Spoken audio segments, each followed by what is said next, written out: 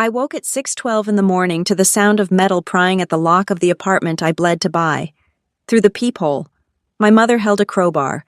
My sister clutched a box of documents. My father stood behind them, certain this door would yield. The real shock wasn't the crowbar, it was their calculated punctuality, a hostile takeover before dawn. I didn't know yet that this was a heist wrapped in the word family. My name is Alina Price. It was just past 6 in the morning when the pounding began. It was not the hesitant knock of a neighbor checking in. It was not the polite rapping of a delivery driver. It was the heavy, rhythmic thud of an execution order. Someone was standing outside my front door, and they had come with a calculated purpose. I rolled out of my bed. The hardwood floor felt freezing against my bare feet. I did not turn on the overhead lights. Shadows were my only immediate advantage. I walked silently across the living room to the entryway. My heart hammered against my ribs, but my mind was already shifting gears, locking into a cold, clinical mode. I was a title resolution risk analyst. Panic was an amateur's reaction. Information was the only currency that mattered when a crisis hit. The heavy pounding stopped. A second later, a sharp, grinding noise replaced it. It was the distinct sound of heavy metal scraping against the brass lock housing. Someone was trying to pry the lock away from the door frame. I leaned forward and pressed my eye against the cold glass of the peephole. The fisheye lens distorted the hallway, bending the straight lines of the walls, but the faces staring back at my door were entirely unmistakable. My mother, Valerie Price, stood front and center. Her jaw was set hard, the muscles tight with grim determination. In her right hand, she gripped a solid steel crowbar. She held the heavy tool not like a weapon of desperation, but like an instrument she felt absolutely entitled to use on my property. To her left stood my sister, Sloane Price. Sloane was dressed in her signature effortless aesthetic, looking completely out of place for a home invasion. Her arms were heavily burdened. She clutched a large cardboard box overflowing with thick file folders, loose documents, and a bright roll of orange moving labels. Lurking behind the two of them, half hidden in the artificial fluorescent light of the corridor, was my father. Grant Price hovered like a shadow waiting for a safe moment to strike. In his hand, he tightly clutched a thick manila envelope and a small, rectangular piece of white plastic. My breath caught sharply in my throat. I recognized that specific piece of plastic instantly. It was a secure access key card. It was the exact model issued strictly to verified residents of this building. My father had a cloned key card. They had not simply walked in behind a careless delivery person. They had systematically breached the building's digital security perimeter. "Open the door!" Sloane yelled. Her voice was muffled by the thick wood, but the shrill, demanding pitch of her entitlement sliced right through the barrier. "This is the family apartment. I am just here to take back what belongs to me." Family apartment. The two words tasted like battery acid in my mouth. I had bled for this place. I had worked 80-hour weeks for years. I had scrutinized disaster claim files until my vision blurred and my head pounded. I had saved every single penny to buy this loft in the renovated warehouse district. And now, my sister stood in the hallway, declaring my home community property simply because she had failed at her own life. "Alina, I know you are in there," my mother commanded. Her voice did not hold a single shred of maternal warmth. It was the voice of a warden demanding compliance. "If you do not open this door right now, we will break it down." "You are being completely ridiculous." I did not speak. I reached up and ensured the heavy steel security chain was firmly seated in its metal track. Then, I reached down and turned the deadbolt. The loud, metallic click echoed loudly out into the hallway. The three of them paused. They thought I was surrendering. I turned the brass handle and pulled the door open exactly 3 inches. Masas. The heavy steel chain snapped taut, holding the solid wooden door firmly in place. A vertical sliver of the hallway revealed them, 3 predators expecting to find a sheep. They expected a tearful, confused 34-year-old woman. They expected a daughter who would immediately crumble under the crushing weight of family guilt and sudden intimidation. Instead, they saw my face framed in the narrow gap. My expression was entirely dead. My eyes were completely hollow and locked onto theirs. I did not flinch. I did not step back into my apartment. I stood like a stone wall. The three of them froze in place. The sudden silence that fell over the hallway was infinitely heavier than the pounding had been. My mother lowered the steel crowbar by a fraction of an inch. Sloane's mouth opened slightly, her rehearsed speech dying quietly in her throat. My father was the first to recover his nerve. He stepped forward, pushing past my mother's shoulder. He raised the manila envelope and the cloned white keycard up to the gap in the door. He tried to arrange his facial features into an expression of calm, rational authority. He wanted to frame this aggressive home invasion as a simple, civil handover of property. "Alina, let us be reasonable," Grant said. His voice was smooth and heavily practiced. "We have the right of residency. We have the documents for the return of investment right here. We are just here to finalize the transition. Do not make this harder than it has to be." I stared directly at the keycard in his hand. My mind worked with surgical precision, analyzing the threat. To get a cloned card, they needed an original card. To get an original, they needed to have intercepted a welcome packet, or bribed a staff member, or forged a secondary authorization form. They had been planning this strike for weeks. They had mapped out my defenses. "The moving truck is parked right downstairs," Sloane sneered. Stepping up quickly beside my father, she puffed out her chest, trying to project dominance. She spoke as if victory was already a foregone conclusion. She spoke as if her velvet sofa and overpriced decorative pillows would be sitting comfortably in my living room in a matter of minutes. "The movers are charging by the hour. Open the door, Alina. You are embarrassing yourself." "You have 10 seconds to leave," I said. My voice was dangerously quiet. It was the exact, emotionless tone I used when catching a fraudulent claim file at work. "Before I call the police—" "You will not call the police on your own family," Valerie snapped, raising the heavy crowbar again. The metal glinted harshly under the hallway lights. "I will pry this door right off its hinges if I have to." She stepped aggressively forward, wedging the flattened end of the crowbar toward the narrow gap in the doorframe. Before the cold steel could make contact with the wood, a quiet click echoed down the hall. 4 doors down, a brass lock turned. The heavy door cracked open. A sliver of darkness appeared, and then, the unmistakable square of a smartphone camera lens poked out into the light. A neighbor. They were recording everything. At that exact second, the building's hallway security alarm tripped. A piercing, high-pitched siren shattered the morning quiet. A strobe light at the far end of the corridor began flashing a blinding red warning. The building management system had been alerted to the tampered entrance and the escalating noise. The Price family flinched violently, reacting as if they had been struck by lightning. Valerie dropped the crowbar to her side, her face flushing with sudden, frantic rage. Sloane let out a sharp gasp, hugging the cardboard box tight against her chest, her eyes darting wildly toward the glowing red light. Grant shoved the legal documents and the cloned keycard deep back into his jacket pocket. Stepping backward instantly, they were furious. They were entirely ready to tear me apart. But they were ultimate cowards in the face of public exposure. The recording camera lens and the blaring siren instantly stripped away their artificial power. Their grand, aggressive takeover had been aborted before it could fully detonate. "This is not over, Alina," my mother hissed. Her eyes were venomous, burning with a promise of retribution.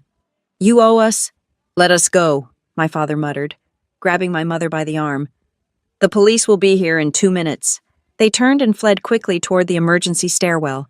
Sloane struggled under the awkward weight of her moving boxes, her expensive heels clicking frantically against the polished concrete floor. I watched them through the narrow gap until the heavy fire door slammed shut behind them. I closed my door. I slid the primary deadbolt home. I locked the secondary deadbolt. I checked the steel chain one final time. The silence of my apartment wrapped tightly around me. My hands were shaking, but not from fear. The adrenaline surging through my veins was pure, cold, and electric. My phone vibrated violently on the kitchen counter. I walked over and picked it up. The bright screen lit up with an urgent text message from the building manager. The message read that someone had submitted an emergency residency authorization request for my unit at exactly 5:41 this morning. I needed to contact the management office immediately. I stared at the glowing screen. 5:41. They had not just shown up to intimidate me into handing over the keys. They had filed the official paperwork before the sun even came up. They wanted the building system to legally recognize them as residents before they broke my lock. It was a perfectly timed, legally orchestrated siege. I set the phone down on the cold granite counter. I took a deep, steadying breath. They wanted a brutal war over documents and legal technicalities. They had absolutely no idea they had just declared war on a professional risk analyst. 4 months ago, the world was quiet. I had just returned to Pittsburgh after 18 months of living entirely out of suitcases. For a year and a half, my reality had consisted of rental cars, cheap motel coffee, and disaster zones. My job at Halcyon Title Resolution required me to parachute into the chaotic aftermath of hurricanes, wildfires, and floods. I spent my days sifting through mountains of ruined property records, untangling complex ownership disputes, and rooting out post-disaster title fraud. I was deeply, fundamentally exhausted. My bones ached with the kind of fatigue that sleep could no longer cure. I craved roots. I craved a heavy door that locked behind me, a space that belonged to absolutely no one else. That was when I found the loft. It was a sprawling, open space in a renovated warehouse down by the riverfront. It had exposed red brick walls, massive industrial windows that let the morning light flood in, and heavy timber beams holding up the high ceilings. I poured every single dollar of my hazard pay, my field deployment bonuses, and my accumulated savings into the down payment. It was the first time in my life I had acquired enough capital to secure something permanent. When I announced the purchase to my family, they reacted with a sudden, overwhelming warmth that should have been my absolute first warning. I had spent my entire adult life as the independent, slightly detached daughter, purposefully keeping a safe distance from the endless cycle of financial and emotional crises that defined the Price household. I was the reliable background character, but suddenly, upon signing the deed, I became the center of their universe. My mother, Valerie, insisted on hosting a massive welcome home and congratulations dinner. The dining room table groaned under the weight of a heavy pot roast, roasted root vegetables, and 3 expensive bottles of wine. The atmosphere in the house was thick with a cloying, performative affection that made my skin prickle. My father, Grant, sat at the head of the table, suddenly fascinated by the mundane, bureaucratic details of real estate transactions. He poured me a large glass of red wine and casually interrogated me about the closing process. He asked about the escrow timeline, the specific title insurance agency I used, and the exact spelling of my legal name on the final recorded deed. At the time, I brushed it off as a father taking an awkward, belated interest in his daughter's career field. Across the table, my sister Sloane swirled her wine and offered a smile that did not quite reach her eyes. She leaned back in her upholstered chair and joked that it was about time someone in the house bought something actually worth living in. She laughed, but the sound was sharp and brittle, carrying an undercurrent of raw envy. I knew exactly why. Sloane was currently drowning in a sea of hidden debt. For 2 years, she had tried desperately to build a luxury lifestyle content brand on social media. She had leased expensive cars, rented designer clothes, and booked lavish trips she could never actually afford, all to project a flawless image of effortless wealth to strangers on the internet. The brand had completely imploded just weeks before I returned to Pittsburgh. Her credit cards were maxed out, her sponsors had dropped her, and her meticulously curated digital life was crumbling into pieces. Yet, instead of panicking, she spent the entire evening talking vaguely about how a brand new space with the right industrial aesthetic would be the perfect catalyst for her grand professional comeback.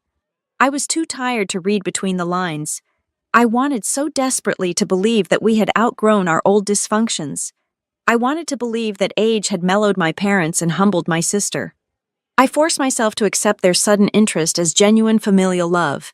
It is an incredibly dangerous thing, letting your guard down just because you are too exhausted to hold the shield up anymore. They moved in on my fatigue with quiet, surgical precision. After dinner, while we cleared the porcelain plates, Valerie put a warm, comforting hand on my shoulder. She told me I looked absolutely dead on my feet. She offered to take my closing documents, my insurance binders, and my appliance warranty paperwork to organize them into a neat filing system at her house. She said I was far too busy and far too drained from moving to deal with tedious administrative chores. Shortly after, Grant casually asked if I could print him a copy of the loft floor plan. He claimed he wanted to review the layout to check the fire egress routes and evaluate the structural integrity of the window locks. He played the role of the protective, handy father to absolute perfection. I agreed to send him a digital copy, feeling a brief, foolish flicker of gratitude for his concern. The true nature of their celebration revealed itself when dessert was served. Valerie stood up at the head of the table, gently clinking her silver dessert fork against her crystal wine glass to command the room's attention. Her eyes were bright, and her smile was unnervingly wide. She raised her glass high and declared that this new property was a beautiful opportunity for the whole family to start over. She toasted to fresh starts, shared resources, and new horizons. As she spoke those words, a strange, silent choreography unfolded. Both Valerie and Grant subtly shifted their gaze away from me and looked directly at Sloane. It was an instinctual, microscopic movement, but in that split second, the air in the dining room shifted heavily. They looked at my sister as if the exposed brick and the high timber ceilings already belonged to her. They looked at her as if my new address was nothing more than the pre-purchased stage set for her highly anticipated redemption arc. A cold knot tightened instantly in my stomach. The exhaustion momentarily cleared from my mind, replaced by a sharp spike of defensive clarity. I set my glass down on the table. The heavy base hit the wood a little too hard. I looked my mother directly in the eye and corrected her. I stated, very clearly and deliberately, that I loved them, but this apartment was strictly mine. It was my money, my name on the 30-year mortgage, and my personal sanctuary. I said it was not a family project, and it was not a shared asset. The silence that followed was suffocating. Then, the gaslighting began. Valerie let out a high, dismissive laugh, waving her hand in the air as if swatting away a pesky fly. She told me I was being overly dramatic and sensitive. Grant chuckled, shaking his head, and told me to stop being so defensive and selfish about my success. They completely bulldozed over my boundary, smoothly framing my clear statement of ownership as the paranoid rambling of an overtired, ungrateful woman. They exchanged knowing, sympathetic looks with each other, silently agreeing that I was simply having a stressful week and did not actually mean what I said. I left the dinner feeling like the solid ground beneath my feet had been quietly removed and replaced with quicksand. That night, I drove back to my new loft. The vast, empty space felt less like a sanctuary and more like a fortress waiting to be breached. I sat down on the cold hardwood floor in the center of the living room, surrounded by unpacked brown cardboard boxes. I reached into my leather tote bag and pulled out the thick manila welcome kit provided by the building management team earlier that afternoon. The front of the heavy envelope was sealed with a thick adhesive flap. I slid my index finger under the flap to tear it open, but the paper gave way far too easily. The adhesive was weak, slightly warped, and lacked the satisfying rip of a fresh seal. It looked exactly like the tampered envelopes I inspected in fraud cases, as if it had been exposed to steam, opened, and carefully pressed back down. Frowning, I dumped the contents onto the floor.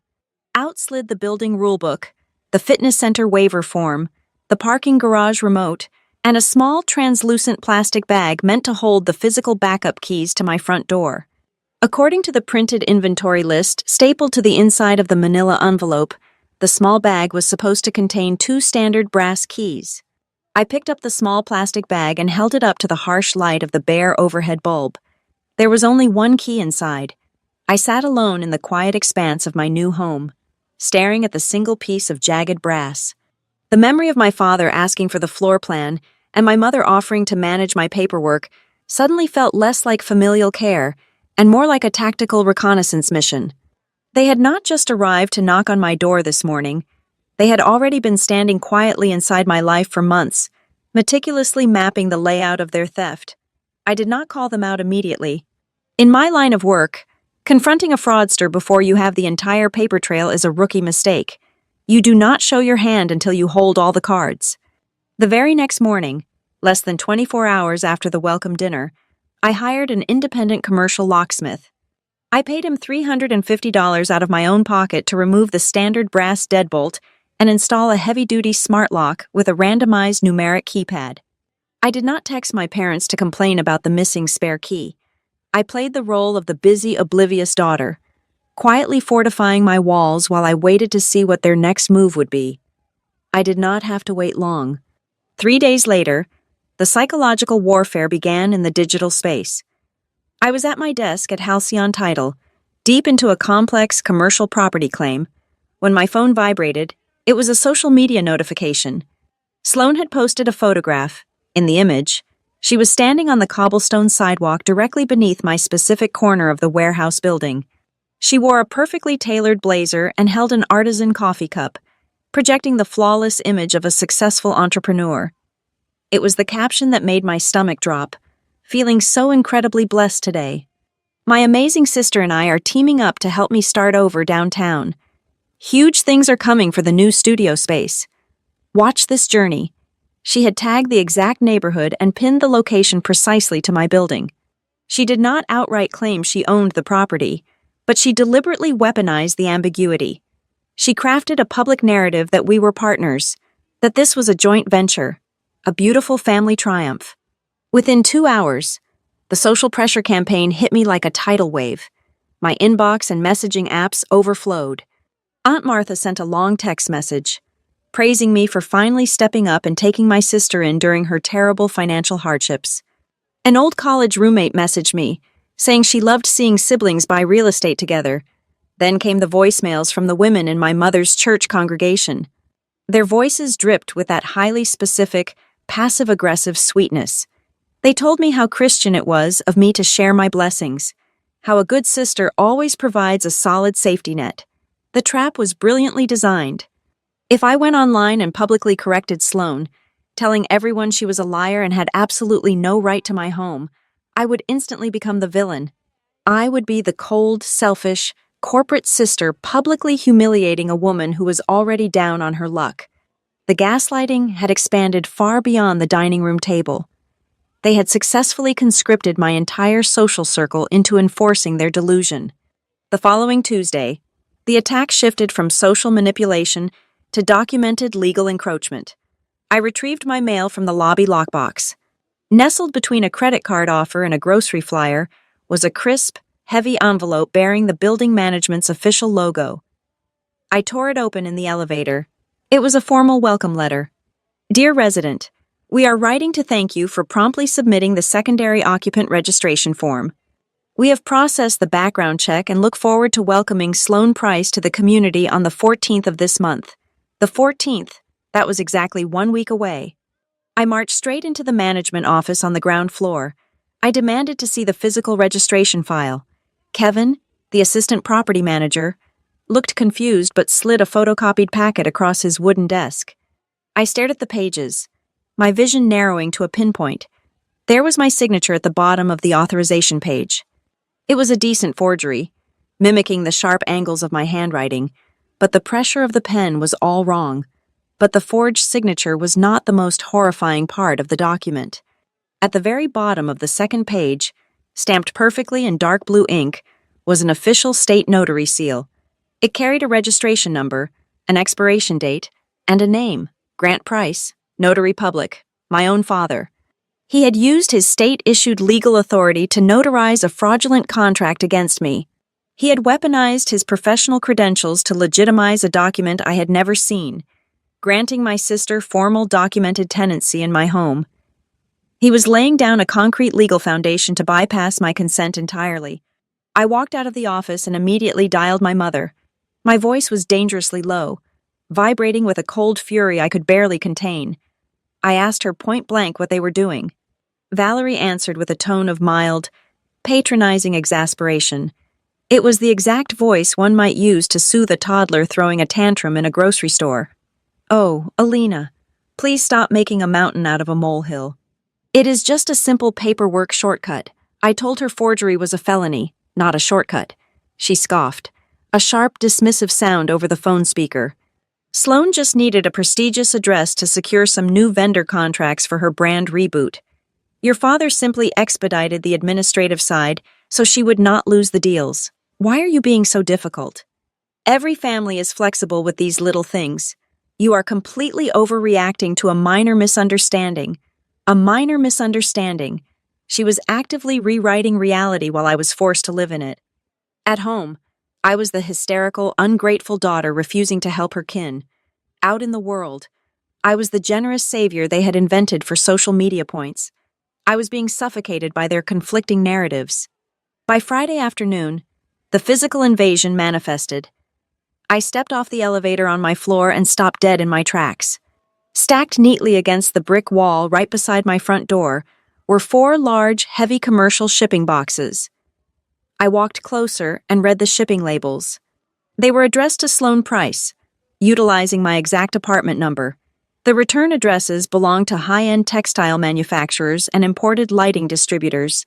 She was not just sending personal mail here. She was legally establishing my apartment as the commercial headquarters for her business. As a title analyst, I knew exactly what this meant. If she received business inventory here, if her corporate mail arrived here, removing her would eventually require formal eviction proceedings. She was building a paper trail of residency so thick that the local police would eventually declare it a civil matter and refuse to intervene. But the absolute climax of their quiet siege arrived on Monday morning. I was reviewing a complicated property deed at work when my personal email chimed. It was an automated alert from my local utility provider. I logged into my account portal to check the monthly billing statement. My eyes scanned the digital dashboard. The account holder section no longer displayed my name alone. The account type had been formally modified from a single user profile to a joint financial responsibility structure. I grabbed my cell phone and called the utility company. I sat on hold for 42 excruciating minutes.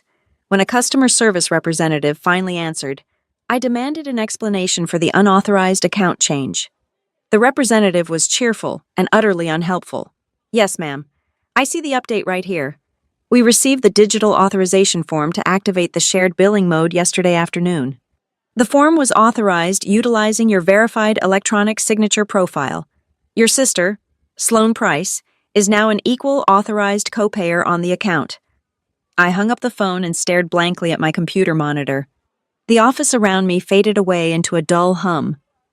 They did not just want a spare key. They did not just want a temporary place for Sloane to crash while she rebuilt her shattered life.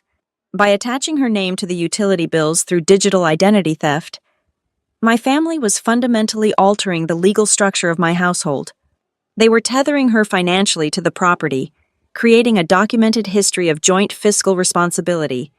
They were wrapping their fingers tightly around my life, slowly and methodically choking out my sole ownership, all without ever stepping foot inside my living room. I hung up the phone with the utility company and did not scream. I did not throw my cell phone against the exposed brick wall. I did not call my mother to demand a tearful explanation, nor did I drive over to their house to confront my father. Emotion is a massive liability when you are dealing with systemic, calculated fraud. I closed my eyes, took one long, ragged breath, and forcefully compartmentalized the betrayal. When I opened my eyes a moment later, I was no longer a disappointed daughter or an exhausted sister. I was a senior risk analyst, and a hostile entity was actively attempting to compromise my primary asset. I walked over to the kitchen island and opened my encrypted work laptop. I bypassed the standard desktop and created a new, highly secure master directory on my solid-state drive. I titled it simply Evidence Archive. I began dragging and dropping every single piece of digital documentation I possessed into that folder. I saved the automated utility email as a raw text file. I scanned the forged secondary occupant form I had retrieved from the property manager. I uploaded the high-resolution photographs I had taken of the commercial shipping labels slapped across the heavy boxes currently resting in my hallway. Then, I initiated a forensic deep dive into the digital footprint of my own life. I logged into the resident portal administrative dashboard. Because I was the primary leaseholder and the verified owner, I possessed back-end access to the raw server logs regarding my specific unit.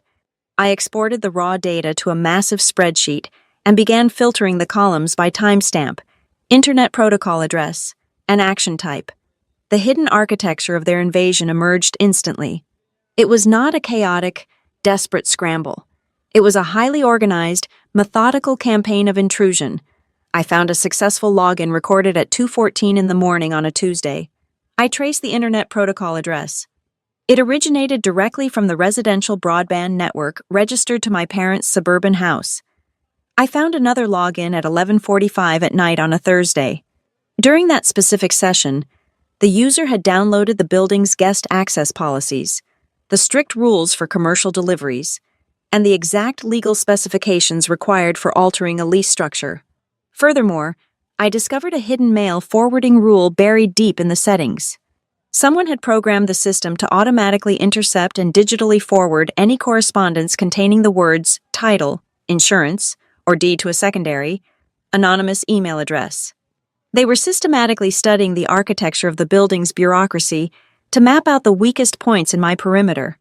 Staring at the glowing screen, a chilling, fragmented memory surfaced from the depths of my intense field deployment days. 18 months ago, right before a massive, chaotic hurricane assessment trip down south, I had sat at my parents' dining room table. I had been exhausted, packing my gear, and stressed about the logistics of being off the grid for weeks.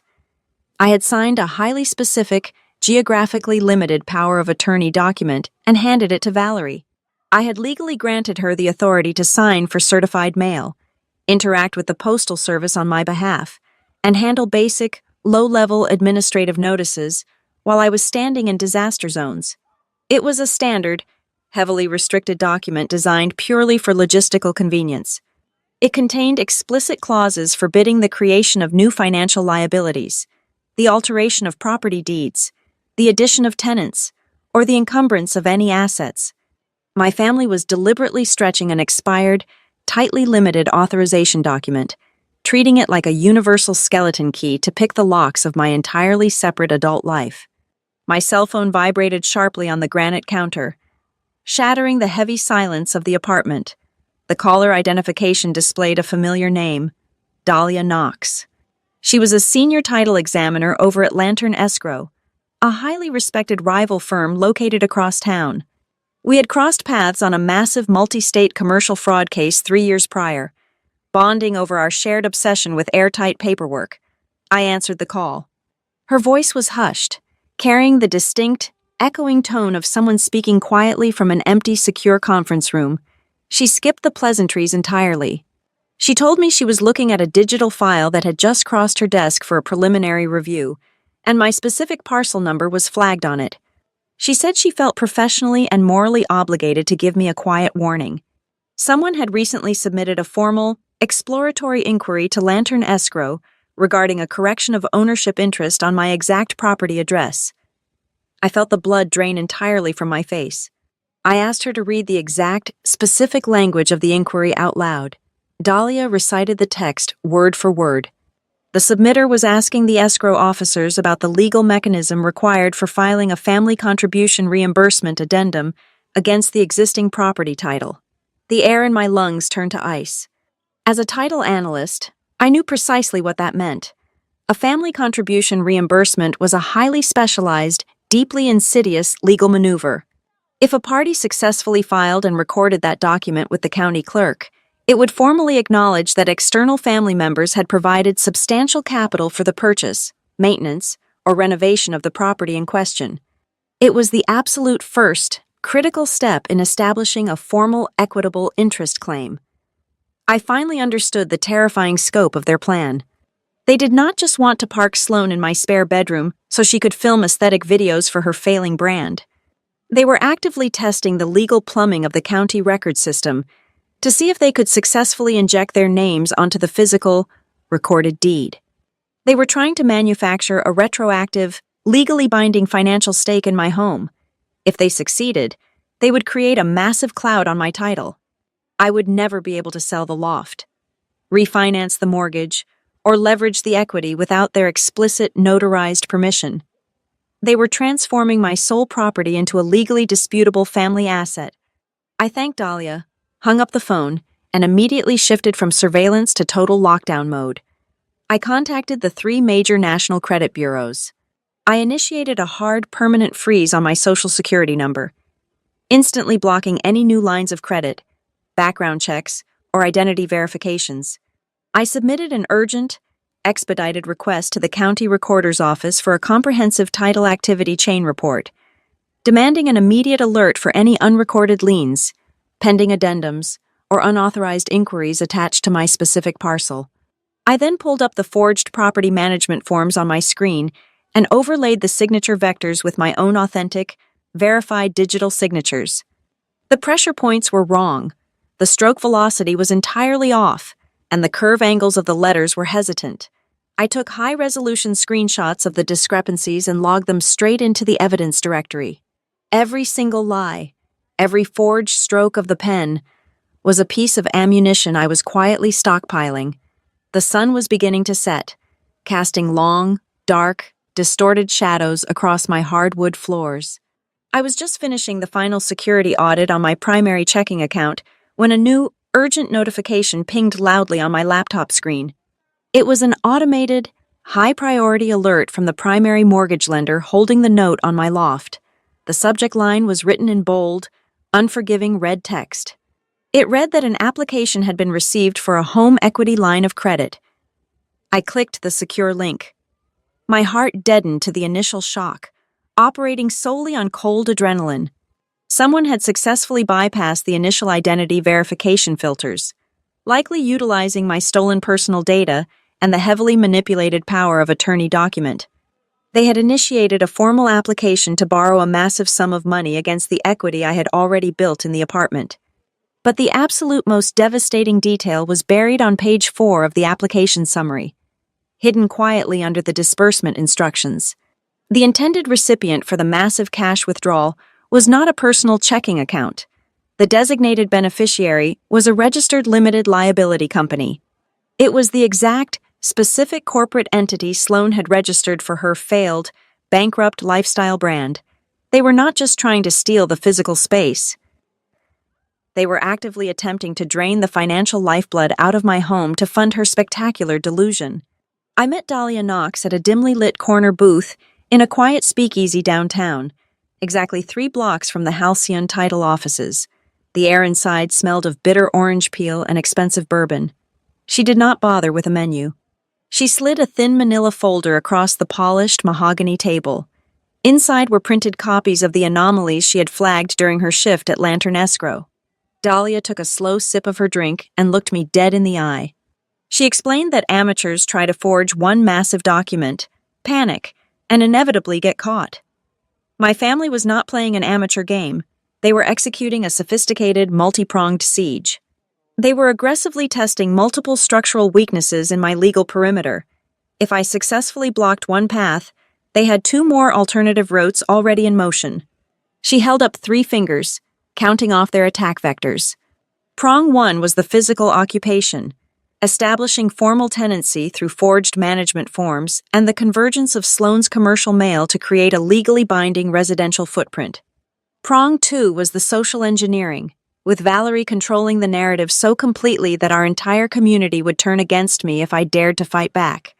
Prong 3 was the financial strike, the home equity line of credit designed to bleed the property dry and encumber the title before I even realized the veins had been cut. I opened my work laptop right there in the leather booth. I needed to connect the digital fingerprints immediately. I pulled up the raw header data from the home equity loan application alert I had received earlier in the day. I ran a standard trace on the originating Internet Protocol address. It did not bounce back to my parents' residential suburban house this time. The geographic tag pinned it to a commercial industrial park on the absolute edge of the city limits. It was the exact street address of my father's old automotive repair shop. My mind locked onto a seemingly throwaway comment Grant had made at the welcome dinner months ago. He had loudly bragged to the table about fronting the cash for emergency plumbing and structural renovations before I moved my furniture in. I logged into the county clerk's public access portal and ran a wildcard search of his name against my specific property parcel number. There it was. A preliminary notice of a mechanic's lien had been quietly drafted. The attached scanned invoice claimed tens of thousands of dollars in contracting labor and raw materials. I zoomed in to scrutinize the vendor letterhead on the digital invoice. It belonged to a limited liability company I had never heard of before. The itemized list was a masterpiece of absolute fiction. It claimed $12,000 for reinforced subflooring, $8,000 for upgraded commercial electrical panels, and another $5,000 for custom plumbing reroutes. I ran a quick corporate registry search through the state database. The registered agent for that obscure shell company was Grant. He had not hired any contractors. He had not paid for a single piece of copper wire. He had generated a fraudulent invoice from his own ghost corporation, billing my property for phantom renovations to manufacture a documented financial interest in the loft. Meanwhile, the psychological manipulation was evolving into documented financial fiction. While I was sitting across from Dahlia, my phone buzzed heavily with a forwarded text message from a sympathetic cousin. The message was a massive, dramatic paragraph written by Valerie, circulated to the entire extended family network. In it, my mother explicitly claimed she had generously advanced the entire down payment for my loft straight out of her own retirement savings. She was actively painting my hard-earned financial independence as her own charitable achievement, framing me as an ungrateful, unstable child trying to steal the family nest egg. I felt a cold, calculated rage settle deep into my chest. I did not text my cousin back. Instead, I accessed my secure banking portal and pulled the complete wire transfer history for the real estate closing date. Every single cent of that down payment was forensically traceable. I highlighted the incoming deposits. Half of the capital came directly from my Halcyon Title payroll account, composed entirely of my base salary and hazard pay from field deployments. The other half came from the legal liquidation of a municipal bond I had cashed out 2 months prior to the closing. Staring at the digital record of that specific bond, a strange discrepancy finally caught my attention. I remembered how fiercely Valerie had guarded my physical documents over the years. She had kept that specific certificate locked inside a heavy steel firebox in her bedroom closet. She only surrendered it to me 5 years ago because Halcyon Title required original financial disclosures for my federal security clearance. She had handed it over with a tight, resentful smile, telling me I was casually cashing out her decades of hard work. But as I clicked into the original maturity documents I had requested from the broker, the paperwork told a completely different story. The bond had been purchased decades ago, funded entirely by a private family trust. The sole grantor of that trust was my maternal grandmother. The legal terms explicitly stated the funds were to be dispersed directly to me, and only to me, upon reaching my 30th birthday. Valerie had not saved a single penny of that money. She had simply hidden its true origin from me for my entire adult life, weaponizing my own inheritance by pretending it was a massive financial gift from her own pocket. My grandmother had left me a lifeline to ensure I could escape, and my mother had spent years successfully convincing me it was a heavy leash she held the other end of. I closed the banking tab and opened my social media application. I needed to see exactly how far Sloan had taken the charade. Her business page was a masterclass in aggressive manifestation and consumer fraud. She had posted 3 new video teasers in the last 4 hours. She filmed tight, ambiguous shots of the exposed brick and the high industrial windows, carefully avoiding any wide angles that would reveal my personal furniture. The captions were escalating dangerously. She was no longer just talking about starting over. She was actively mobilizing external capital. She proudly announced a grand opening date for her new premium content studio, tagging high-end local photographers and promising her remaining skeptical investors that this new flagship location would resurrect her brand. But the most damning evidence was in the comment section. I saw replies from local small business owners confirming they had already wired non-refundable deposits of $500 each to secure early access to the studio space. She was running a massive financial scam and utilizing my physical address as the bait. Dahlia leaned across the small table, tapping a perfectly manicured fingernail against the dark wood to pull my focus back to the present moment. She reached into her bag and handed me one last piece of paper. It was a slightly blurry photograph of a commercial receipt, passed to her quietly by a trusted contact who handled logistics for local staging companies. I took the paper and held it up to the dim light of the bar. It was a booked reservation confirmation for a heavy-duty commercial moving truck. The registered client name was Sloan. The final destination address was my loft.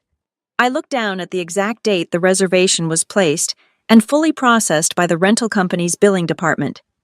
It was booked exactly 14 days before the morning they showed up in my hallway with the steel crowbar. The realization hit me with the precise, staggering force of a physical blow. They had not come to my door that early morning to negotiate an arrangement. They had not come to have a difficult family conversation or to aggressively beg for a temporary favor. The social media posts, the forged notary stamps, the ghost renovation invoices, and the fraudulent loan applications were all part of a synchronized, meticulously planned timeline. They had scheduled the moving truck 2 full weeks in advance. They had marked the exact day and the exact hour they intended to execute the hostile takeover. Every single criminal action was premeditated, calculated, and signed in ink long before my mother ever picked up that steel tool. I folded the commercial receipt in half and placed it carefully into my leather bag. I thanked Dahlia, paid the bar tab, and walked out into the cool, sharp evening air. The lingering panic was completely gone now, replaced entirely by the sterile, absolute clarity of a seasoned professional preparing a final devastating audit. They had built a massive, intricate house of cards directly on my property line, and I was going completely pull the bottom card out. I did not immediately drop the hammer. In the high-stakes world of asset recovery, premature confrontation is a fatal error. If you corner a desperate animal without understanding exactly what it is running from, it will bite right through the bone. I needed to know the exact depth of the abyss my family was falling into. To systematically dismantle their siege, I had to quantify their desperation. I utilized the public county property tax portal during my lunch break. I pulled the assessment and payment history for the 4-bedroom suburban house I grew up in. The screen loaded, populating rows of bright red delinquent notices. My father had not paid the property taxes in 3 years. He was hiding a massive compounding tax lien. Worse, a catastrophic balloon payment on a secondary mortgage he had secretly taken out was due in exactly 45 days. The suburban house was not just underwater. It was actively sinking toward imminent foreclosure. I pivoted my search to the county civil court records. I entered Valerie's name. It took less than 2 minutes to find the judgments. She was drowning under the crushing weight of maxed-out retail credit cards and aggressively finalized medical collection accounts. For years, she had meticulously curated an image of comfortable middle-class stability, attending church luncheons and hosting holiday dinners while quietly suffocating under a mountain of hidden debt.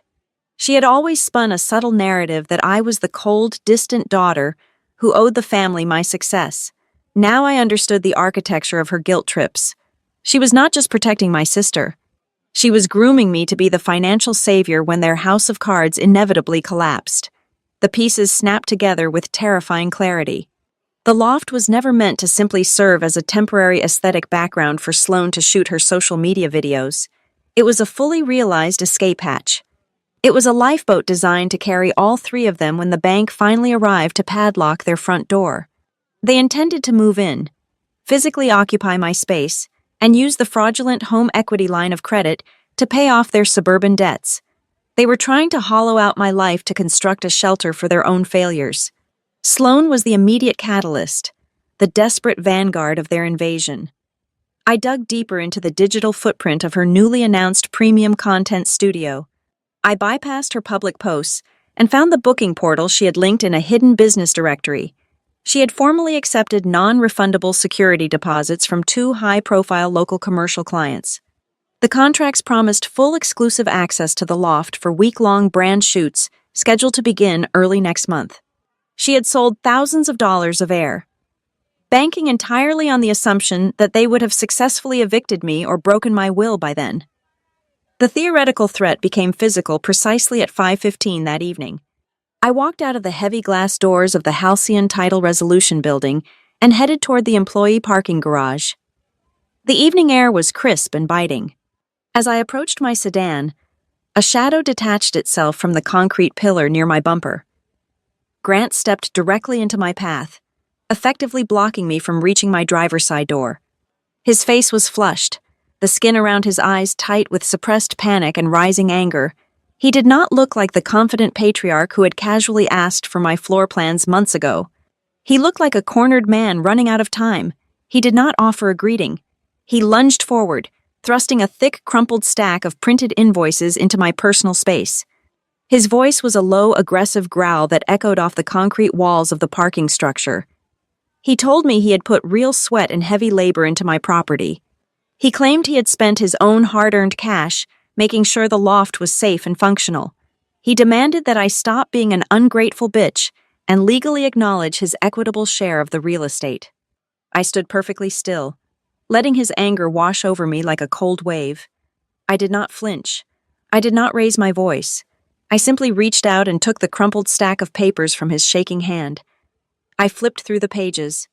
They were more fabricated mechanic liens and padded hardware store receipts, but right in the middle of the stack, a single, legitimate yellow carbon copy invoice caught my eye. I stopped breathing for a fraction of a second. It was an invoice from a commercial locksmith supply warehouse. It detailed the purchase of a high-security deadbolt cylinder, the exact model that had been originally installed on my loft door before I changed it. I looked at the printed transaction date at the top right corner of the yellow paper. The purchase was dated 9 days before I had even sat down at the title company to sign the final closing documents. My father had quietly purchased and prepared replacement lock hardware for a property I did not even legally own yet. In his blind rage to prove his financial contribution, he had just handed me the absolute smoking gun. He had unintentionally provided documented, physical proof that his plan to control the access to my home was premeditated long before the ink was ever dry on my deed. I folded the yellow invoice neatly, slid it into my blazer pocket, and handed the rest of the crumpled garbage back to him. I looked him dead in the eye, told him to step away from my vehicle, and pressed the unlock button on my key fob. He was too stunned by my absolute lack of emotional reaction to stop me. I got in, locked the doors, and drove out of the garage, leaving him standing alone in the dim fluorescent light. The next morning, I officially brought down the thunder. I walked into the downtown offices of Jonah Mercer, a ruthless real estate litigator I had worked with on a dozen corporate fraud cases. He did not ask me how I felt. He asked me for the evidence directory. I handed him the encrypted drive. Within 2 hours, Jonah was dispatching aggressive, legally binding data preservation demands across the city. He fired official spoliation letters to the secondary mortgage lender, legally commanding them to freeze and retain every single byte of data related to the fraudulent home equity application. He sent a formal demand to the building management office, explicitly ordering them to secure all server logs, forged registration forms, and digital communication records. He subpoenaed the county notary commission, demanding the official physical logbook belonging to Grant Price. He was locking down the battlefield, ensuring my family could not burn the paper trail before the judge saw it. The pressure was escalating to a breaking point, stretching tight like a piano wire ready to snap.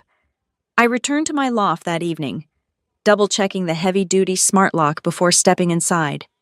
As I set my keys on the counter, my phone vibrated with a direct message notification. It was from the neighbor down the hall, the same woman who had cracked her door open with a camera during the morning assault. The message was brief. It simply said she had been reviewing her personal doorbell camera archives after the incident and thought I needed to see this immediately. Attached was a compressed video file. I tapped the screen to play it. The footage was grainy, shot in the low light of the hallway night mode. The timestamp in the lower corner read 2:11 in the morning. The date was exactly 3 weeks prior to the morning my mother showed up with the crowbar. The video showed the hallway outside my door. It was completely silent. Then, a figure stepped into the frame. It was Grant. He was wearing a dark jacket, moving with an eerie, practiced silence. He stepped up to my door, pulled a small white plastic keycard from his pocket, and pressed it against the electronic sensor pad above the handle. A tiny green light flashed on the sensor. The electronic locking mechanism engaged with a soft click. He did not open the door. He simply stood there in the dead of night, staring at the handle, verifying that his cloned keycard successfully bypassed my security. He smiled a tight, chilling smile in the darkness, turned around, and walked silently back down the hall. He had the key. He had the access. They had been standing right outside my bedroom while I slept, waiting for the perfect moment to break down the door and call it their own. The invitation arrived on a Tuesday afternoon via a brief text message from Valerie. She asked me to meet them for dinner, promising that we could just sit down and end this quietly. She claimed she did not want to escalate things any further and that the family simply wanted peace. I sat in the austere, glass-walled office of Jonah Mercer and showed him the glowing screen of my phone. Jonah leaned back in his heavy leather chair, steepling his fingers together. He advised me to accept the invitation, but he firmly insisted on accompanying me as my legal counsel. He warned me that I was not walking into a heartfelt reconciliation. I was walking into a room filled with thick, toxic smoke, and he needed to be there to ensure I did not suffocate on their desperate apologies. We met at a private dining room in a muted, overpriced Italian restaurant on the west side of town at 7 in the evening. The atmosphere in the small, dimly lit room was suffocatingly heavy. Valerie was already in the middle of a grand performance when we walked through the oak doors. She sat at the head of the long table, dramatically dabbing at her perfectly dry eyes with a white linen napkin. Grant sat beside her, rubbing his temples and heavily sighing, playing the role of the exhausted patriarch who just wanted his fractured family to be whole again. Across from them sat Sloane. She did not bother to pretend she was sad. She stared at me with pure, unadulterated venom, looking at me as if the impending collapse of her entirely fabricated life was my personal, malicious fault. I sat down. Jonah took the empty seat directly to my right, deliberately placing a slim black leather portfolio onto the center of the table. He did not order a drink. Neither did I. The waiter poured iced water and hastily retreated, clearly sensing the absolute zero temperature radiating from our end of the room. Valerie started the sermon almost immediately. She spoke in a low, trembling voice about how families should never involve lawyers, how blood was inherently thicker than property deeds, and how we all just needed to find a reasonable compromise. She suggested a quiet, sweeping arrangement. She proposed that I drop all of my aggressive data preservation demands and allow them to gracefully withdraw their title correction inquiries. In exchange, I simply had to grant Sloane a 12-month commercial lease at a highly discounted, family-friendly rate. I did not say a single word. I turned my head slightly and looked at Jonah. Jonah opened his leather portfolio, sliding a single, blank sheet of paper onto the polished wood. He did not raise his voice. He spoke with the terrifying, flat cadence of a surgeon preparing to make a fatal incision. He bypassed the emotional manipulation entirely and asked them directly where the initial financial contribution for the apartment had originated. He calmly demanded that they explain, on the official record, the exact source of the money Valerie had been loudly claiming to everyone in our extended social circle she had provided for my down payment. Valerie stiffened. Her trembling of fragile victim persona vanished in a fraction of a second, replaced by a rigid, defensive hostility. She snapped that it was family money, fiercely guarding the lie. Jonah pressed harder, his tone completely devoid of empathy. He asked for the banking routing numbers, the specific withdrawal dates, and the tax filing records of this supposed monumental financial gift. Valerie slammed her open hand flat against the heavy oak table. The silver cutlery rattled sharply against the porcelain plates. In that split second, she lost complete control of her carefully curated narrative. Her face flushed a deep, ugly red, and she screamed that her mother had left that money for the survival of the whole family, not just for one selfish, ungrateful daughter to hoard for herself. The silence that followed her outburst was absolute and deafening. The truth hung in the stale air, ugly and completely undeniable.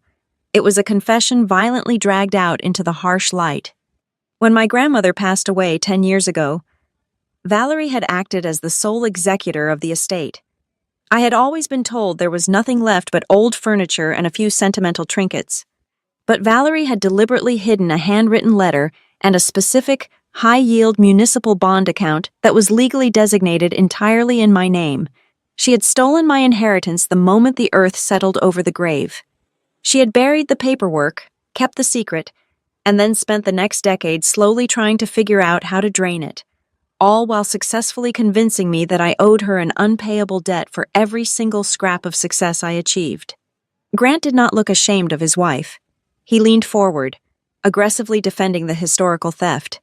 He stated bluntly that the money should have been liquidated and used to save their house from foreclosure years ago.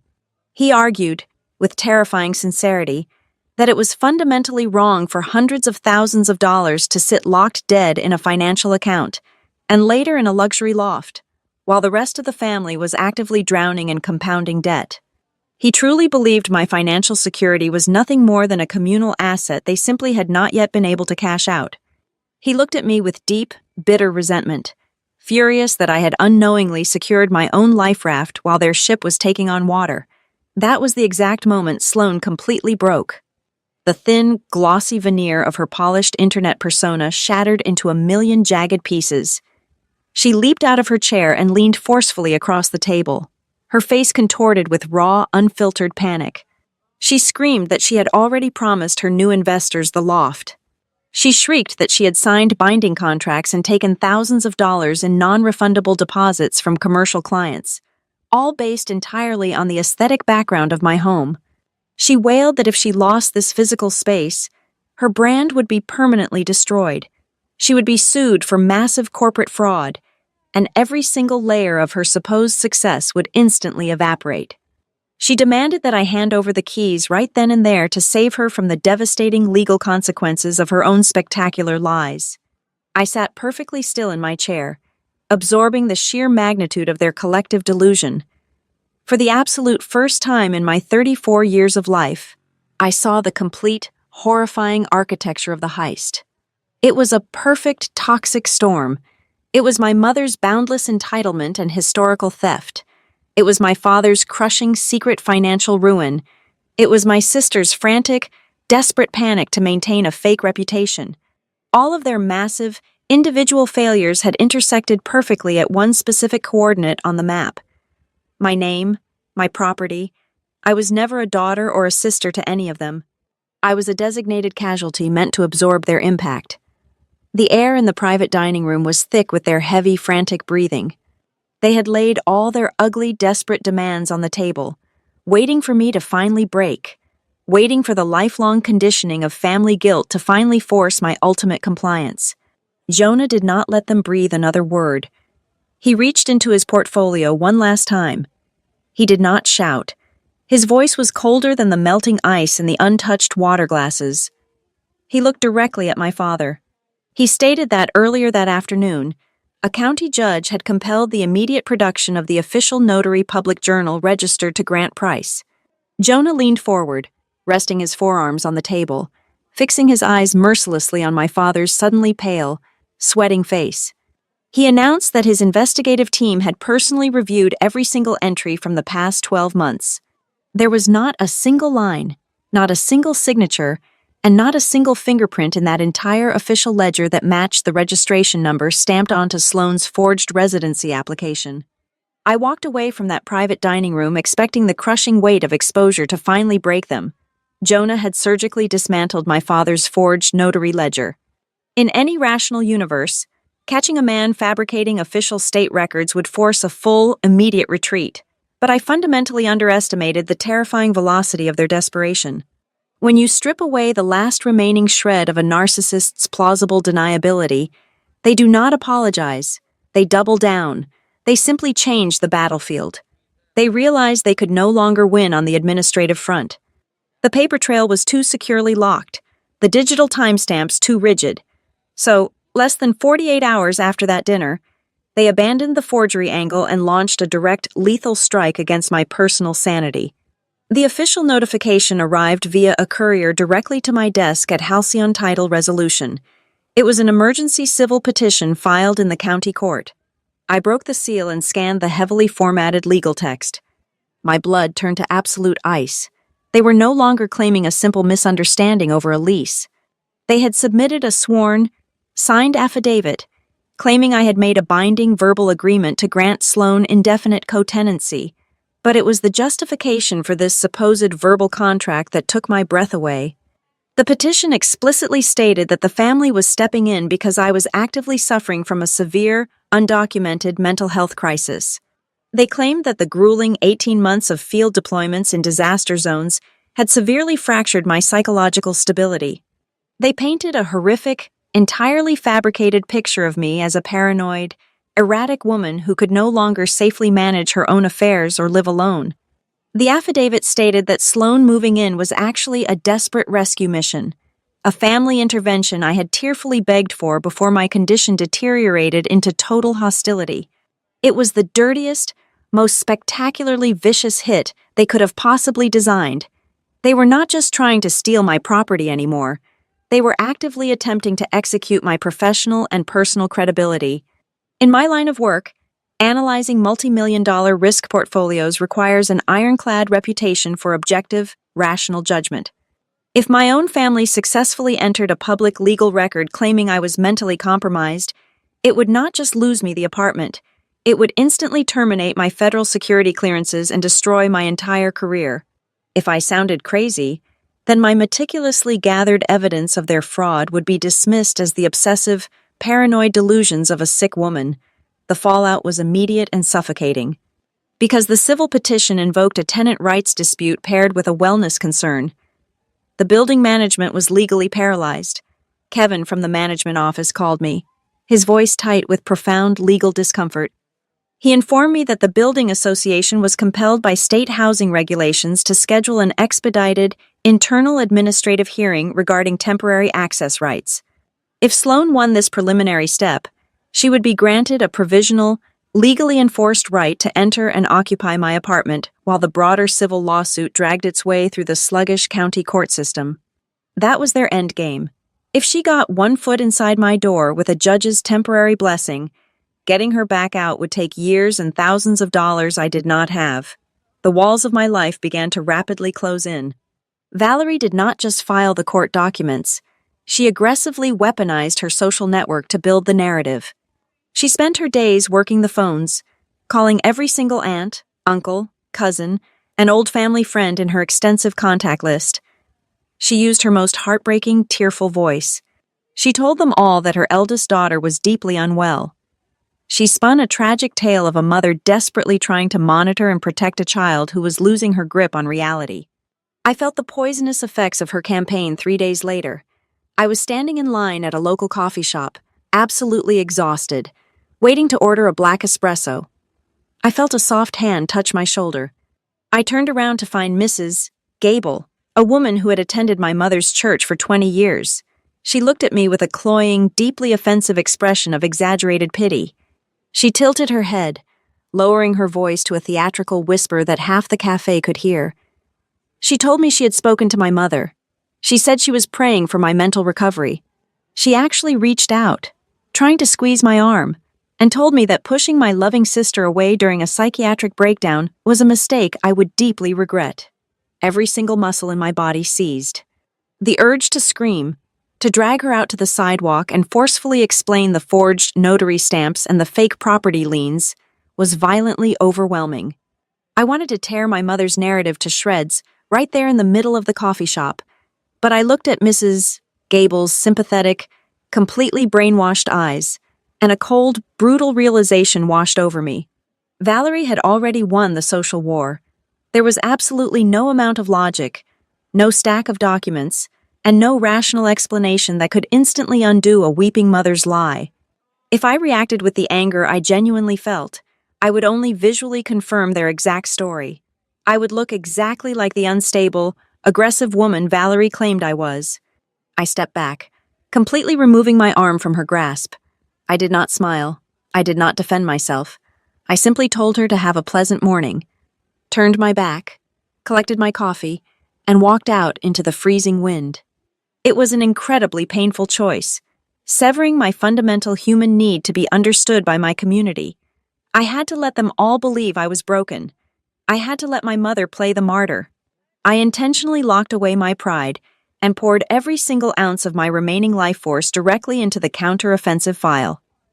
Social vindication meant absolutely nothing if I lost the roof over my head.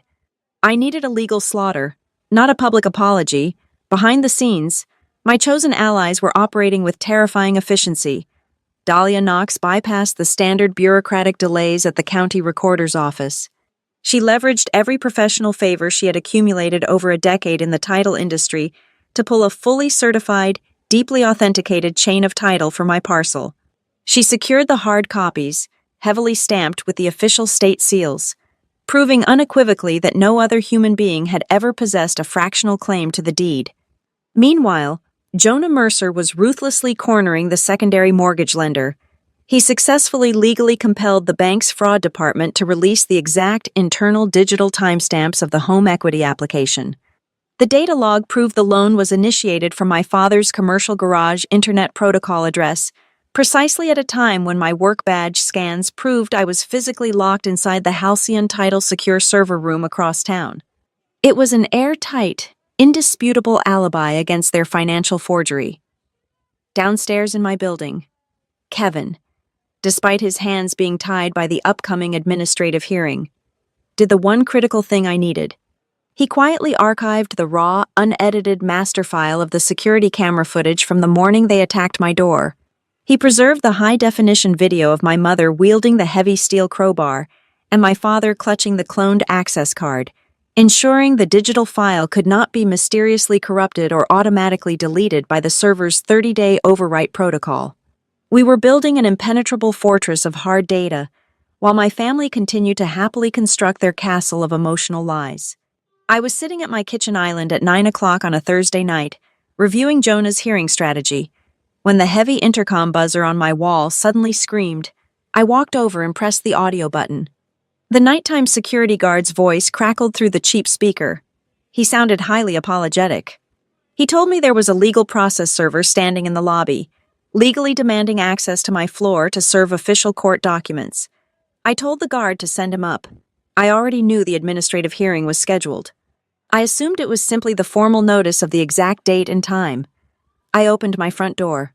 A tired-looking man in a cheap windbreaker handed me a thick yellow envelope, asked me to confirm my first and last name, and walked quickly back toward the elevator. I closed the door, slid the heavy deadbolt shut, and tore the top off the envelope.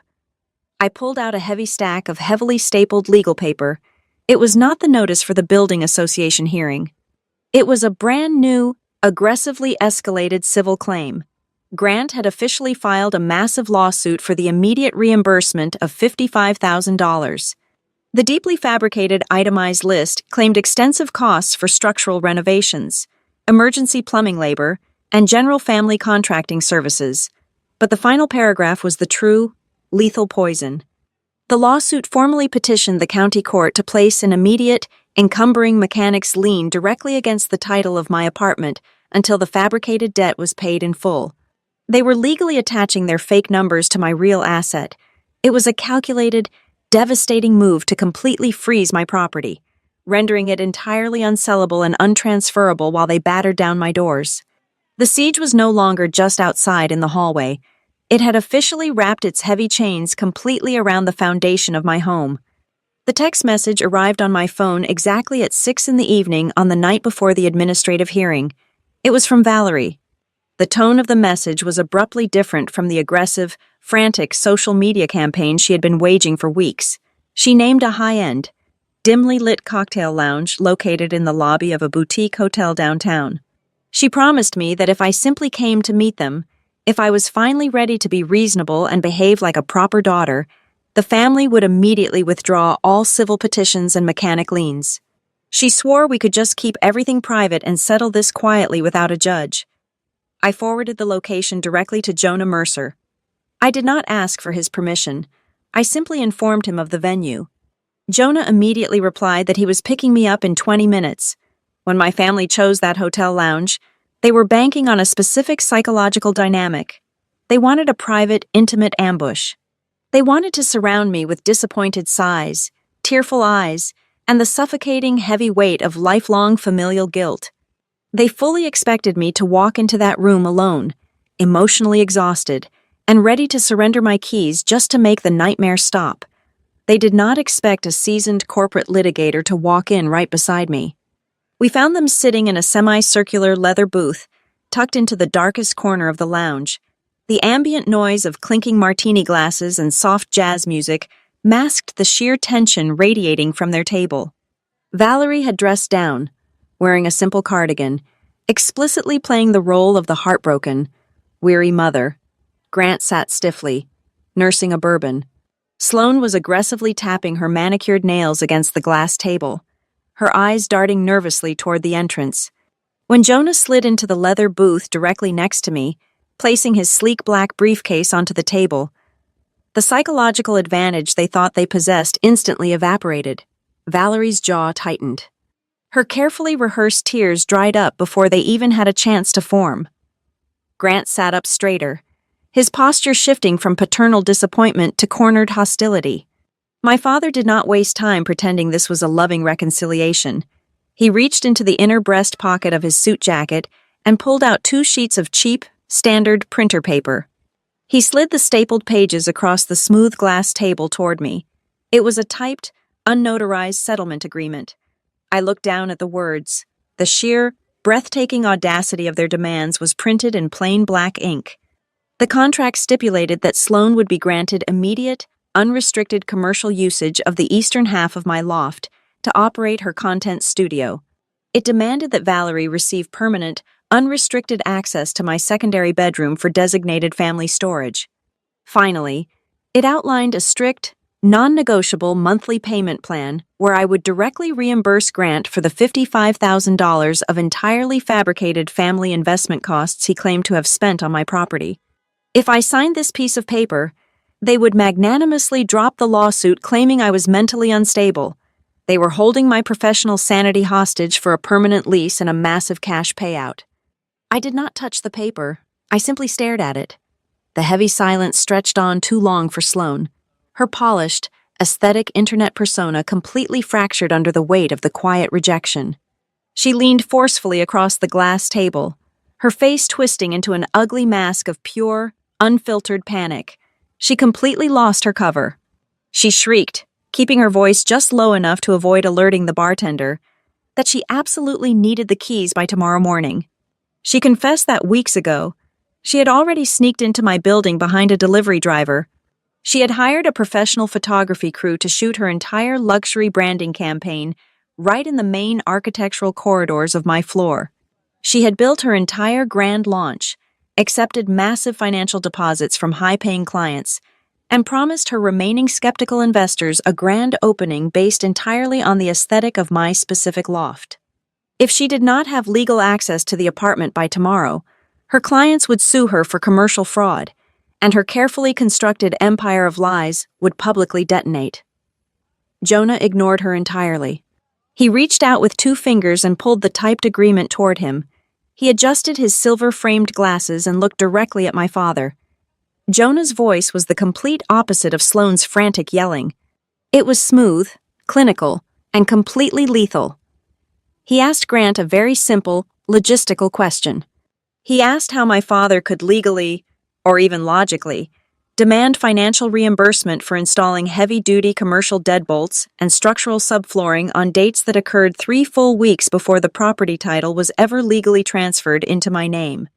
Grant's face flushed a violent, dark red. The inescapable logic of the question cornered him instantly. His temper, frayed by weeks of secret financial ruin and impending foreclosure on his own home, finally snapped its heavy leash. He slammed his open palm down onto the glass table. The bourbon in his glass splashed over the rim. He leaned forward, his eyes blazing with absolute, undeniable entitlement, and snarled right into my face. He yelled that the dates on the invoices did not matter. He yelled that it did not matter whose name was on the closing documents, because it was always going to be their place anyway. The entire booth froze. The low jazz music playing from the ceiling speakers seemed to completely drop out of my hearing. It was the confession I had been waiting for. Yet hearing it spoken aloud felt like a physical knife twisting in my ribs. It was no longer a desperate argument about a temporary favor. It was not a misunderstanding about shared family resources. My father had just explicitly admitted that my apartment was never viewed as my personal achievement. Before I even signed the final mortgage papers, before I even packed my first moving box, they had already collectively decided to take it from me. They had looked at my years of grueling, exhausting labor in disaster zones and simply seen a convenient down payment for their own salvation. Valerie gasped sharply, her hands flying up to cover her mouth. She realized instantly what her husband had just done. She frantically tried to do immediate damage control, stammering that Grant was just exhausted, that he was using a poor figure of speech, that his words were being twisted by my aggressive lawyer. Jonah did not let her finish her sentence. He calmly snapped his black briefcase shut. He did not raise his voice, but the absolute authority in his tone silenced her immediately. He informed them, speaking as if he were reading a weather report, that there would be no settlement signed tonight. He calmly stated that by 9 o'clock tomorrow morning at the administrative hearing, he was officially executing sweeping legal subpoenas. He promised to force the immediate production of Grant's physical notary journals, the encrypted building access logs proving the nighttime keycard testing, the exact Internet Protocol data from the fraudulent mortgage application, and the certified financial tracing of the municipal bonds. I stood up from the leather booth. I looked down at the three people sitting across from me. Two distinct, overwhelming emotions crashed into each other inside my chest. The first was a profound, hollow agony. It was the agonizing, final death of any lingering hope I possessed. I knew, with absolute certainty in that moment, that my family had never viewed me as a human being to be loved, protected, or celebrated. I was simply a resource to be harvested, a piece of machinery designed to keep their sinking ship afloat. But wrapping tightly around that grief was a glacial, absolute coldness. The emotional mourning period was officially over. The final battle had arrived, and I was entirely ready to burn their illusions to the ground. I turned my back on them and walked out of the hotel lounge. I stepped out into the freezing night air, took a deep breath of the city smog, and felt truly awake for the first time in months. I did not sleep a single minute that night. I sat on my sofa in the dark, watching the headlights of cars passing over the distant river bridge. At exactly 4:48 in the morning, my cell phone screen illuminated the dark living room. It was an encrypted email notification from Dahlia Knox. I opened the message. Dahlia had spent her entire evening calling in extreme favors at the county probate archives, digging deep into the sealed, historical records of my grandmother's estate closure. Attached to the email was a high-resolution digital scan of a very old, yellowed piece of paper.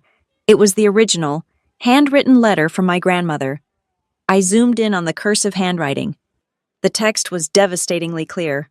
My grandmother had explicitly instructed the estate lawyers to place the municipal bonds into a highly restricted account solely under my name. But it was her reasoning that provided the ultimate weapon. She wrote that she was intentionally hiding this money from Valerie because she knew her daughter's reckless financial entitlement would eventually destroy the family. She wrote that this money was meant to ensure I had a safe place to live that no one in the family could ever take from me. It was the final, lethal piece of ammunition. The letter completely obliterated Valerie's decade-long lie about generously providing the family money for my down payment. As the sun began to rise over the industrial warehouses, I printed the letter, slid it into my pristine legal file, and prepared to take my life back. The emergency injunction hearing convened at exactly 9 in the morning inside a sterile, windowless arbitration room at the county courthouse. The air conditioning hummed a low, mechanical drone, a fitting soundtrack for the clinical dismantling of a family. The building management's legal representative sat near the back, waiting for the presiding magistrate to issue a definitive ruling on the temporary access rights. My family arrived 10 minutes early, perfectly dressed for the roles they intended to play. Valerie wore a soft, pastel cardigan, her makeup applied to make her look pale, exhausted, and deeply maternally concerned. Grant carried a thick manila folder clutched against his chest, wearing a rumpled suit and the heavy, burdened expression of a father who had been pushed to his absolute breaking point by an unstable child. Sloane sat between them, her head bowed, producing a single, perfectly timed tear every few minutes. They were fully prepared to flood the room with emotion, hoping the heavy tide of family drama would completely wash away the rigid structure of logic and law. They did not understand that my lawyer, Jonah Mercer, did not deal in emotions. He dealt exclusively in timelines. When the magistrate called the session to order and asked for opening statements regarding the civil petition for temporary residency, Jonah did not even look at my parents. He stood up, buttoned his suit jacket, and walked over to the presentation monitor. He did not tell a sad story. He displayed a highly organized, color-coded spreadsheet. Jonah began with the absolute origin of the capital. He projected my halcyon title payroll records, highlighting the extensive hazard pay bonuses earned during 18 months of disaster zone deployments. He showed the exact wire transfer records from my personal bank account directly to the escrow company, He displayed the final recorded deed. Then, he overlaid their actions onto that same timeline. He showed the magistrate the exact date my father purchased the commercial lock hardware, which was 3 full weeks before my closing date. He showed the timestamp of the forged secondary residency application, filed at exactly 5:41 in the morning on the day they attacked my door. He showed the date the fraudulent home equity line of credit was initiated from Grant's commercial garage. The magistrate, a stern woman with sharp eyes, stopped taking notes and stared intently at the screen. The suffocating cloud of Valerie's maternal concern began to instantly evaporate under the harsh, blinding light of hard data. To solidify the financial perimeter, Jonah called his first expert witness. Dahlia Knox walked into the arbitration room radiating absolute professional authority. Acting as an independent title examiner, she legally swore under oath that there were 0 co-owners listed on the property, 0 recorded family contributions, and that the recent correction of interest requests submitted by my family had been officially flagged by her firm as a highly abnormal, unauthorized inquiry. She testified that the entire structure of their financial claim was an aggressive fiction. Valerie let out a soft, theatrical gasp, covering her mouth with her hands as if she were deeply wounded by these terrible lies. Jonah ignored her performance entirely and called the building manager to the stand. Kevin did not speak much. He simply submitted a certified, encrypted flash drive directly to the magistrate. The screen flickered, and the nighttime security footage from the hallway began to play. The entire room watched in absolute silence as the digital timestamp read 2:11 in the morning. They watched my father creep up to my door in the dead of night and successfully test a cloned, unauthorized access card. Immediately following that clip, the morning video played. It clearly showed Valerie aggressively wielding a heavy steel crowbar and Sloan standing impatiently with a box of commercial moving labels. Jonah paused the video right on my mother's furious face. He turned to the magistrate and stated that people executing a welfare check on a mentally unstable relative do not bring industrial prying tools and moving boxes at 6:12 in the morning. He stated they were not there to talk, and they were not there to help. They were there to execute a premeditated hostile takeover. The dominoes began to fall with brutal, rapid precision. A sworn affidavit from the secondary mortgage lender was submitted into the official record, legally confirming that an unauthorized attempt to pull a massive equity loan had been stopped. The document explicitly named Sloan's limited liability company as the sole intended beneficiary of the stolen funds. Next, a certified letter from the State Notary Commission was placed onto the magistrate's desk, officially verifying that the registration number stamped on the forged residency application did not correspond to any valid entry in Grant Price's physical logbook. The Price family's side of the table fell completely, horrifyingly silent. Sloan stopped crying. Her face turned a sickly shade of white. Grant's hands began to shake violently where they rested on his manila folder. They were completely boxed in, surrounded on all sides by their own documented felonies. But Jonah was not finished. He saved the absolute kill shot for the very end. He pulled a clear plastic evidence sleeve from his briefcase and gently laid it on the projector. It was the yellowed, handwritten letter from my grandmother. He read the final paragraph aloud, his voice echoing off the sterile walls. He read the exact words my grandmother had written decades ago, specifying that the municipal bonds were entirely mine, hidden specifically from Valerie to ensure I would have a place that no one in this family could ever take away from me. Valerie physically collapsed. She slumped forward onto the wooden table, burying her face in her arms, letting out a genuine, ugly sob. The grand, decade-long illusion of her maternal sacrifice had been publicly, surgically removed, leaving nothing behind but the cold reality of her theft. Cornered, humiliated, and watching the walls completely close in, Grant lost the last shred of his composure. He stood up, knocking his chair backward. He pointed a trembling finger at me and screamed that it was not fair. He completely forgot the magistrate was sitting right in front of him. In his blind, desperate rage, he loudly confessed that the bank was taking his house in less than 45 days due to a massive tax debt. He screamed that they were going to be homeless, that they needed the loft for shelter, and that they needed the equity cash to survive while I selfishly sat on a gold mine. He had just explicitly admitted their motive on the official legal record.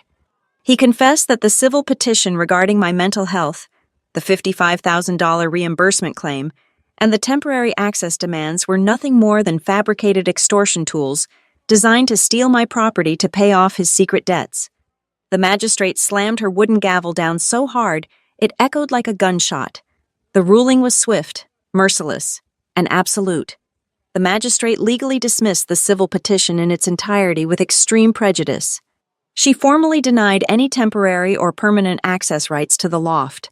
She completely invalidated the fraudulent mechanics lien and the reimbursement demands. Furthermore, she announced that she was legally obligated to forward the forged notary documents, the fraudulent loan application, and the sworn confession of attempted asset theft directly to the district attorney's office for immediate criminal investigation. Kevin from building management did not even wait to leave the courthouse. He immediately drafted a permanent, legally binding trespass notice, officially banning Valerie, Grant, and Sloan from ever setting foot within 1,000 feet of the property. They left the courthouse separately. They did not look at me. They did not say a word. The heavy, toxic chain that had bound me to them for 34 years had finally, permanently shattered. That evening, I returned to my neighborhood. The sun was setting over the river, casting a warm golden light against the exposed red brick of the warehouse building. I rode the elevator up in total silence. I walked down the hallway and stood in front of my heavy wooden door. I pulled out my phone and accessed the Smart Lock administrative application. I permanently deleted every single old emergency contact.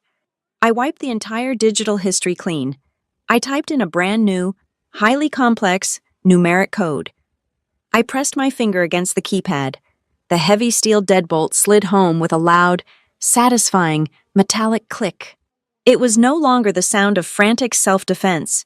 It was not the sound of a woman locking herself away from a threat. It was the crisp, undeniable sound of a life that finally, completely, and legally stood on its own name. Thank you so much for listening to my story today. I would love to know where you are tuning in from. So please drop your city or country in the comments below so we can interact and share our thoughts together. Please remember to subscribe to the Maya Revenge Stories channel, like this video, and support me even more by pressing the hype button so that the story in this video can be heard by many more people around the world.